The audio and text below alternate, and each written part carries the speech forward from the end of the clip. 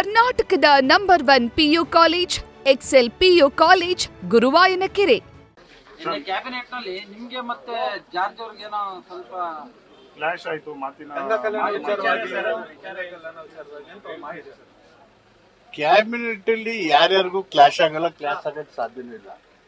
Subject ಬಂದಾಗ ಚರ್ಚೆಗಳಾಗ್ತವೆ. ಆ ಚರ್ಚೆಗಳು ಸಬ್ಜೆಕ್ಟ್ ಪೂರಕವಾಗಿರೋದು ಬಿಟ್ರೆ ಏನು ಜಟಾಪಟಿಯೋ ಸಂಘರ್ಷನೋ ಆ ಥರದ್ದು ಏನಾಗಲಿಲ್ಲ. ಗಂಗಾ ಕಲ್ಯಾಣ ಯೋಜನೆಗೆ ಟೆಂಡರ್ನ ಮುಂದುವರಿಸಿದ ಬಗ್ಗೆ ಅಷ್ಟೇ ಅದು ಸಬ್ಜೆಕ್ಟ್. ಅಲ್ಲಿ ಎನರ್ಜೈಸ್ ಮಾಡೋಕ್ಕೆ ಕಾಸ್ಟ್ ಜಾಸ್ತಿ ಆಗ್ತಿದೆ. ಜಾಸ್ತಿ ಆಗೋದ್ರಿಂದ ಇದರಲ್ಲೇ ಸೇರಿಸಿ ಮಾಡಿ ಅಂತ ಅವ್ರ ವಾದ. ನಾವು ಹೋದ್ ಸರಿ ಅದು 50,000 ಆಯಿತು ಯೂನಿಟ್ಗೆ, ಅವ್ರಿಗೊಂದು ಯೂನಿಟ್ ಕಾಸ್ಟ್. ಅದಕ್ಕೆ ನಾವು ಅದನ್ನು ಲಾಸ್ಟ್ ಟೈಮ್ ನಾನೇ 75,000ಕ್ಕೆ ಹೆಚ್ಚಿಗೆ ಮಾಡಿದ್ದೆ. ಇದು backward class, minority, SC ST ಎಲ್ಲಕ್ಕೂ ಒಂದು ದಿವಸ ಪಾಲಿಸಿ ಮ್ಯಾಟರ್. ಅದನ್ನು ಸೆಪ್ರೇಟಾಗಿ ಮಾಡೋಣ, ಇದನ್ನು ಎಕ್ಸ್ಟೆನ್ಷನ್ ಟೆಂಡರ್ ಕೊಡೋಣ ಅಂತ ಅಷ್ಟೇ ಸಬ್ಜೆಕ್ಟ್.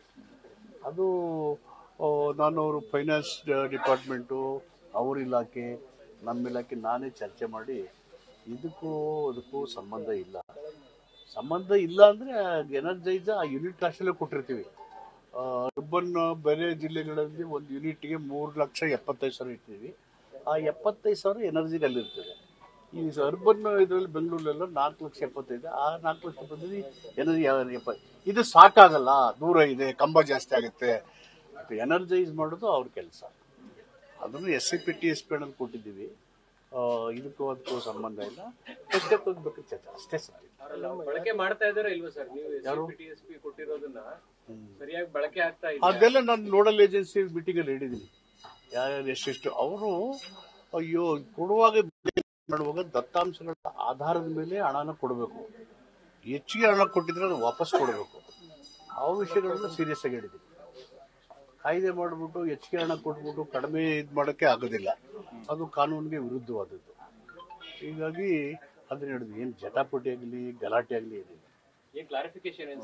ಯಾವುದು ಅವ್ರು ಜಾಸ್ತಿ ನಮಗೆ ಎನರ್ಜೈಸ್ ಇದಕ್ಕೆ ಹೆಚ್ಚು ಖರ್ಚಾಗುತ್ತೆ, ಹೆಚ್ಚು ಮಾಡಿದ್ದು. ಹೋದ್ ಸರಿನೇ ನಾನು 50 ಇದ್ದು 75,000 ಮಾಡಿದ್ದು ನಾನು ಬಂದ ಮೇಲೆ, ಈ ಹೊಸ ಸರ್ಕಾರದಲ್ಲಿ ಅಷ್ಟೇ ಸರ್.